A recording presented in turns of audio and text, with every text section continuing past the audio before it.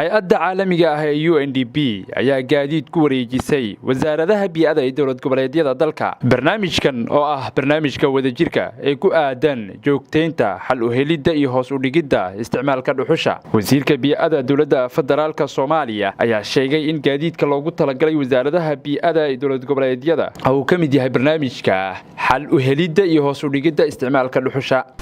maantay waxaan halkaan isugu nimid gaadiid UNDP ay ku wareejinayso wasaaradaha qaabilsan bii'ada oo loogu talagalay mashruuca la dagaalanka dhuxusha inaan kala wareegno UNDP. mashruuca kan muddo ayuu soo socday, hadda wuxuu marayaa xilligii dadka Soomaaliyeed ay fahmi lahaayeen dhibaatada ay leedahay dhuxushu.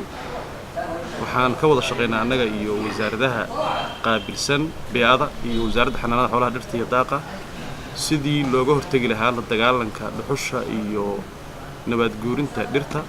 waxaan aad ugu faraxsanahay in gaadiidkii lagu shaqeyn lahaa maanta UNDP halkan ay nagu wareejisay.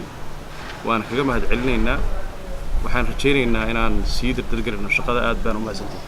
Maxamed Axmed Cali, wasiirka deegaanka iyo dalxiiska Jubbaland, ayaa u mahadceliyay hay'adda UNDP isla markaana sheegay inay la wareegeen gaadiidkii loogu talagalay, isagoo ballan qaaday inuu bulshada Jubbaland ugu faa'iideyn doono gaadiidkan. Bismillaahi Rahmaani Rahiim. waa wasiirka deegaanka iyo dalxiiska Jubbaland Maxamed Axmed Cali. aad baan u mahadcelinaynaa hay'addii baabuurtan u soo gaday maamul goboleedyada. waana la wareegnay maamul goboleedyadii baabuurtii.